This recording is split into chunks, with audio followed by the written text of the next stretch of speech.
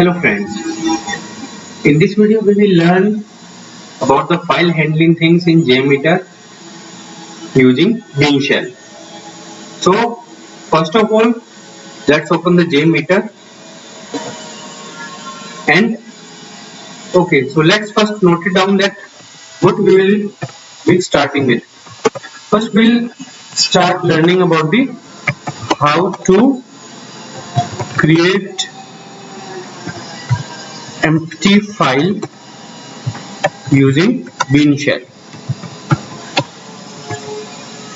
For that, under the test plan, we will add one thread group, and under the thread group we will add a sampler the name Bean Shell. Okay, and let me show you the folder as well where we will be creating a file. So this is the location where we will be creating a file. Okay, let's copy it and paste it. Okay, so first what we will do, we will create a variable in which we will save this file path.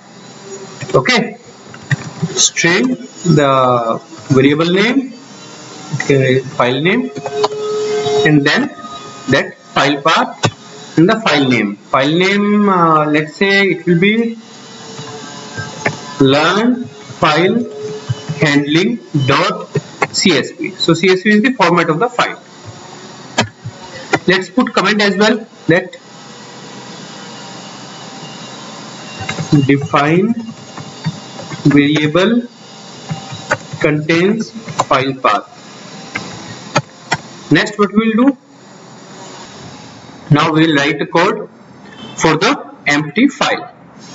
Okay, file, then name of the variable, new file, and then the variable name which contains the file, and then next one is file writer, give some variable name, let's say file stream. File stream will be bigger, let's say it will be a fstream, new file writer, and then file name, comma, true, and we need to give the semicolon in the end of each line. It will say that the line ends here. Code to create a blank file, and let's say try to execute it and then we'll see.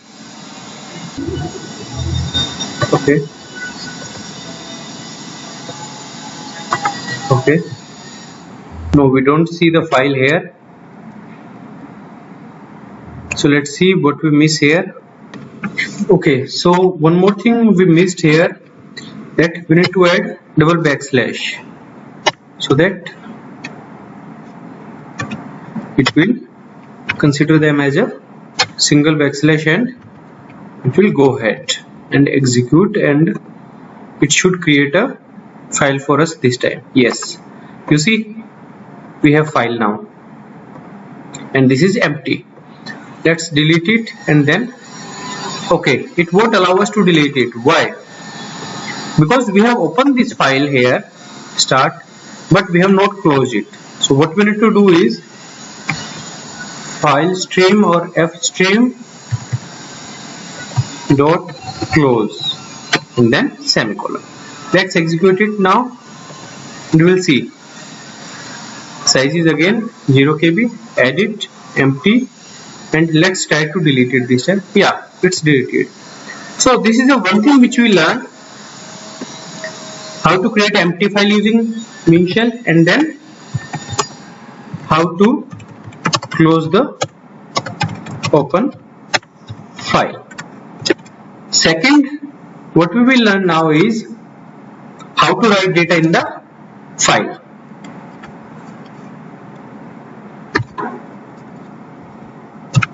how to write data in file. Okay,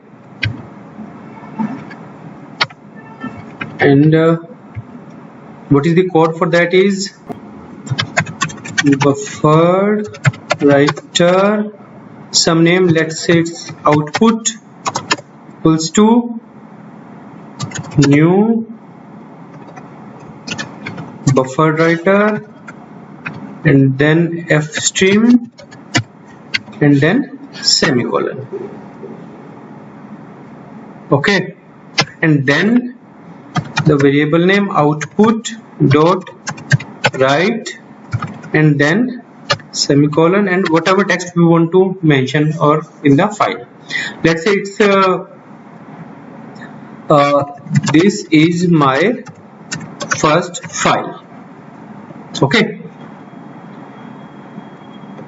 and one more thing, we need to close it as well. Okay, otherwise it won't save. So what we will do here for that, output dot close and semicolon. Now let's say how it goes now. This time you see the file size is 1 KB now, and if we edit it we see the line is there. Perfect. Let's say we need to write 2-3 lines here, and let me update the text as well. This is my first line, this is my second line, and this is my third line. And let's execute it now and we'll see how it will go ahead and write the data in the file. Okay, this is my first file, this is the previous text, and then this is my first line, this is my second line, this is my third line. It's very difficult to understand what is mentioned over here in the file. Why? Because there is no delimiter, nothing. They just are called write data in the file. This is not a good way of writing the data. Okay, so what we'll do now, we'll see how we can write data in different lines, or how we can add a next line, code for next line in the script. So for that, output dot write semicolon and we'll say /n. So /n should work here as a next line delimiter. Okay, so let's execute it now and we'll see how it goes. Okay, again come here, open it, edit it, and okay, it's not working.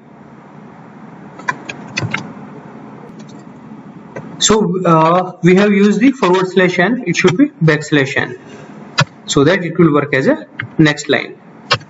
Okay, now we'll execute it and we'll see how it goes now this time. Let me open this file and you see this is my first line, then this is my second line, and this is my third line.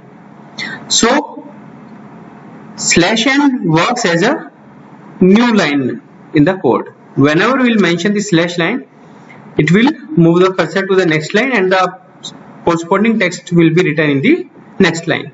So what all things we covered till now: how to create an empty file, how to close the file, how to write data in file, how to press enter during writing or new line. Now what we will learn is how to perform concatenation in the file. That means how to concat the data. So let's say with this line I want to add some, okay, this file name I want to write here with this. So what I'm doing, I have just mentioned the plus and then the variable name which we define here. And now let's see how it goes. Execute and open the file, and you see this is my first line. Okay, again it's difficult to see. So let me do one thing. Let me give some space, and this is my first line under file path. This, okay. So now let's execute it again, and we'll see. Let's open it. You see, this is my first line under file path, and this is the complete file path which we gave. Okay, so this is the way we perform concatenation. This is sign is for concatenation. So what all things we learned till now? Define a variable, how to create a blank file, how to write data in the file, how to move to new line, how to perform concatenation with a variable, or if it will be like, let's say, some text. So if you execute, it will also do the same thing, similar thing. Let me show you. Edit and see the test. So the concatenation can be done either ways, whether it's a variable or a two strings. Okay, and then save the file and close the file. Okay, so all these things we learn here. Okay, so today all these things we covered. So in the file handling, creating file, closing file, write data, press enter, perform concatenation, all these things we covered.